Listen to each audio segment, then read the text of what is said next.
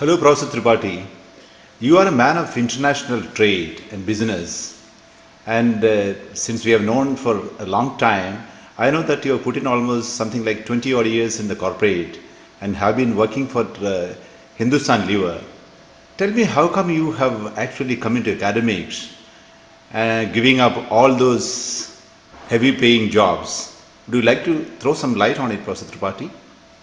Definitely, and I'm very glad, Professor Devidasan, that you asked me this question because it almost took me 18 years to realize that something in my blood was there which gives me a lot of satisfaction when I share my knowledge and skill and experience, whatever I have with my students.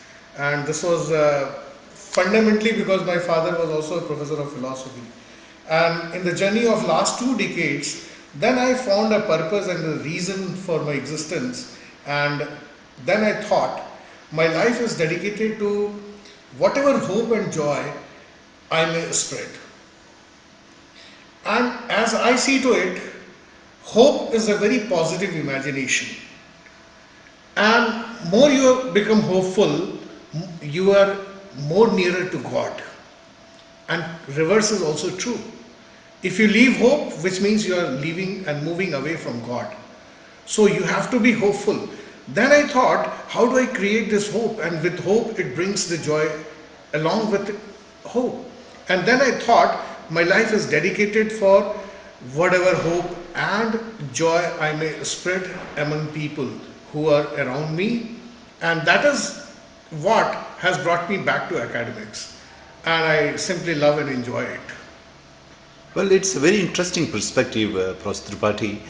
And I know that this Sriram group of institutions, which is one of the finest institutions, Yes, educational institutions of Greater Noida, yes, that have been actually imparting quality educations to several hundreds of students for the last about 5 odd years. And I know that you have been associated with Sriram group of institutions and currently heading the whole operations as the executive director over there.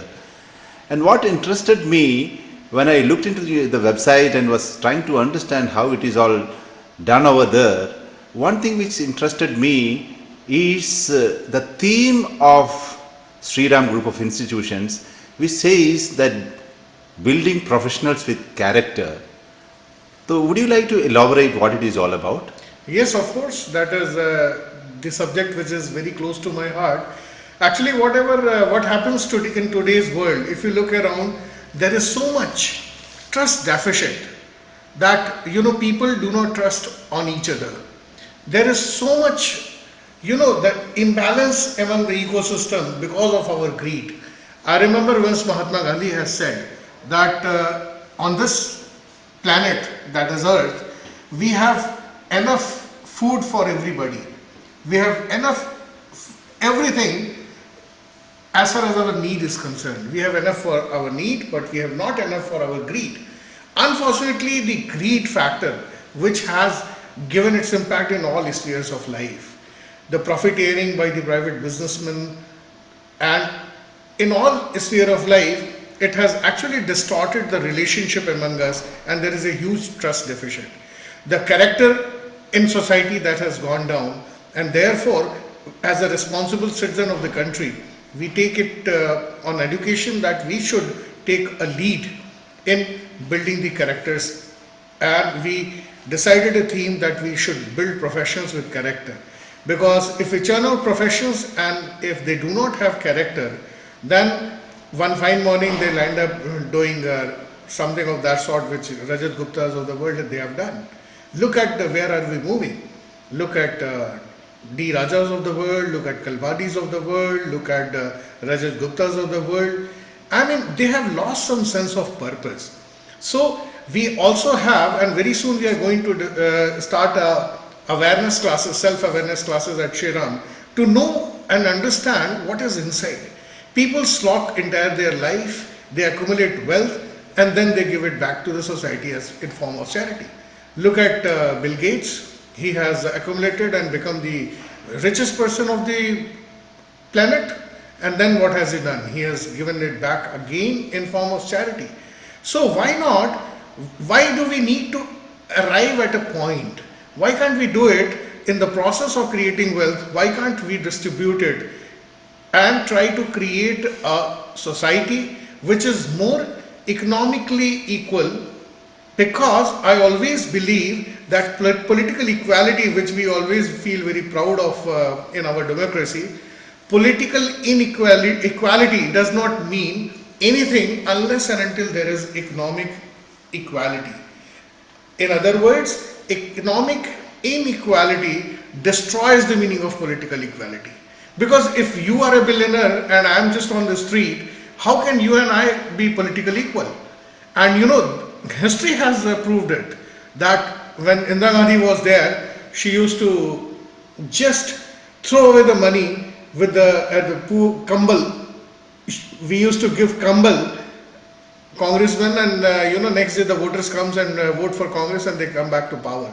So point is, if you are economically weak, if you are not able to have money for 2 square meals, you don't have any right to say or express your opinion. So we should work rather. I would not want a political equality. If you are not politically equal, it is perfectly all right. But we have to strive towards making people a society where the economic disparity is not so sharp. We should work. I'm sure that we cannot eliminate it, but definitely we can reduce it. And how do we reduce it? The all imbalances and all the chaos which is around us, all the trust deficit which is losing day by day. We at Sriram believe in a principle what we define in short as FTGS, that is faith. Yeah, that reminds me, Professor Tripathi. In fact, the few students with whom I have been interacting, Yeah. they were actually talking about this FTGS concept. Yeah. And I was encouraged to go into the Rainbow, your online magazine, which is on Yeah. your website. And it's quite interesting to see that the edifice of Sriram is on these 4 pillars. And I'm sure that the viewers of this video would like to see what it is and like to know what it is all about. Would you like to elaborate a little more on Yeah, that? sure, why not? In fact, faith is something which makes impossible the possible. If you have faith, you can send man on moon. If you have faith in yourself, even Everest is not an impossible task.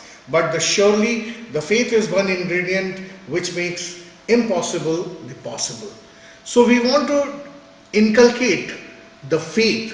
Unless and until faith is the starting point of everything in life, we want to instill this virtue in each and every students and stakeholders of Sriram, that you should have faith. Your determined faith even moves you closer to the God.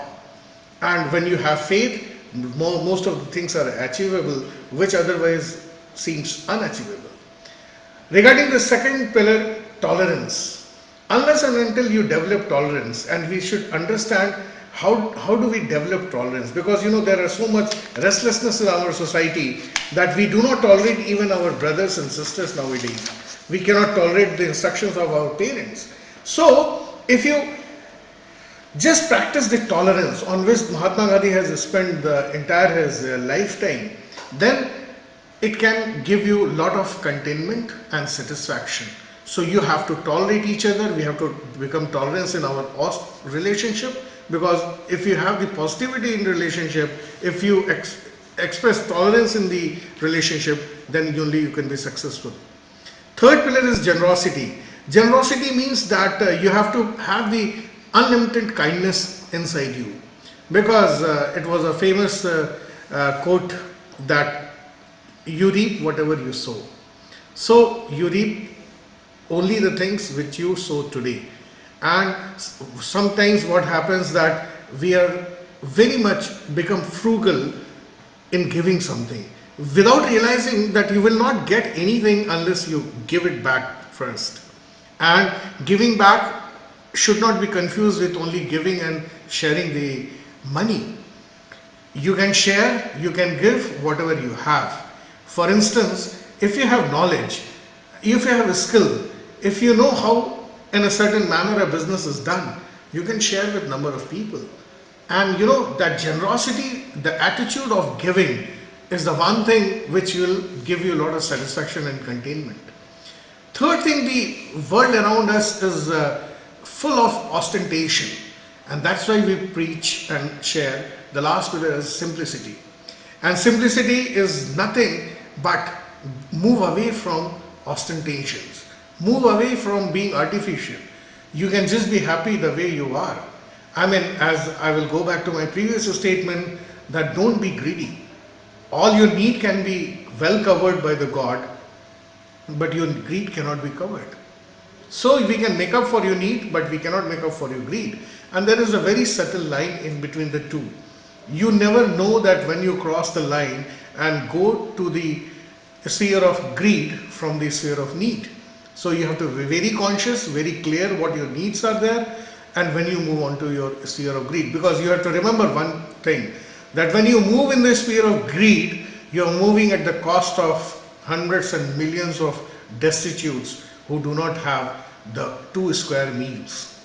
So you should remember the poorest of poor in the society, and you should resist yourself from moving from the sphere of need to the sphere of greed. So that reminds me that I must be asking one more question. This is Please. regarding, Yeah. the imparting of education. Yeah. And I know that you actually follow a very unique system, which I'm told is known as VRD approach.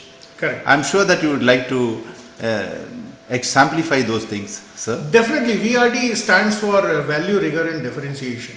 What we say is that every activity of ours should have certain value proposition, which means a student should have value in the classroom. A student should have the value perceived out of any activity, whether it is industrial visit, whether it is admission process, whether it is placement process. We should have value in each and everything. For instance, even for industrial visit and the placement, we have pre-industrial visit and post-industrial visit talks. We measure the learning outcome of the students. It is not important that we just simply take the classes. It is also important to measure their learning, whatever they have learned, because it is important. The 3 things are very important: learn, recall, and apply. So a student should first learn, they should be able to recall when it is required in practical life, and then they need to apply. Because unless the application part is there, any amount of knowledge is useless. As I always used to share that, as far as knowledge is concerned, we all know that doing exercise, the physical exercise or walking in the morning is very good for health. But unless you practice and put it to action, that knowledge is of no use. Similarly, we want to put value in each and every sphere of Sriram, whether it is admissions, academics, or placement. The next is rigor.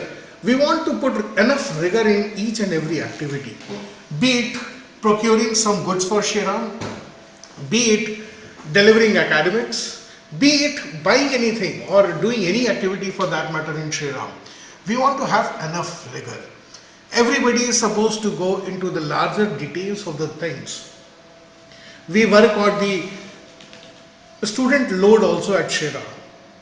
It's not that, unlike the other institutions, we only look for the faculty load. We also look for a student's load. Have they read the pre-reads? Have they read the case studies before coming to class? Excuse me. What is the number of hours they are putting into studies? Similarly, differentiation, it is not there for the just heck of it. Differentiation in order to make us different. How do we think differently? Not for the sake of thinking differently, but by thinking differently, how do we put the value proposition in the whole system?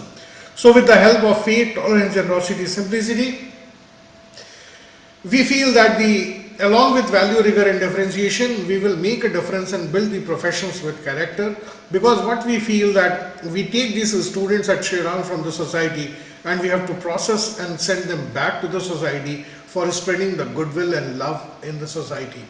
So what you're saying is that after building the professionals with character, the work of the college doesn't stop there. No. What you're saying is that they have to go back to the society and then start refining it.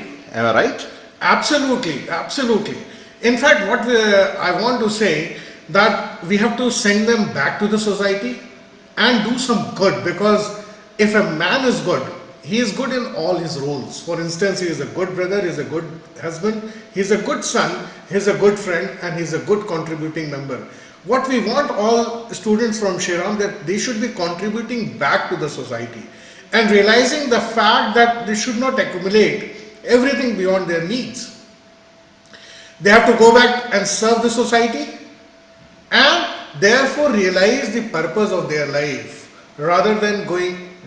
And that's why we also believe in combining the spiritual learning, because learning is in four aspects. One is in physical, one is mental, third is spiritual, and emotional.